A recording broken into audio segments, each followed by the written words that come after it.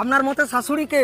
শাশুড়ি তো সে যার নিজের মেয়ে ন্যাংটা হয়ে বললে কিছু না, যেন বৌমার মাথায় সবসময় ঘোমটাটা দেওয়াই থাকে।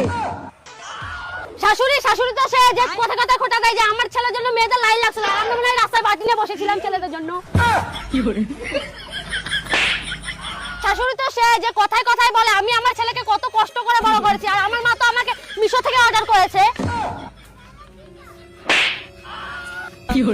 শাশুড়ি তো সে তার জামাই যদি তার মেয়েকে ভালোবাসে তাহলে সেটা রামলীলা, আর তার ছেলে যদি তার বৌমাকে ভালোবাসে তাহলে সেটা কালা জাদু।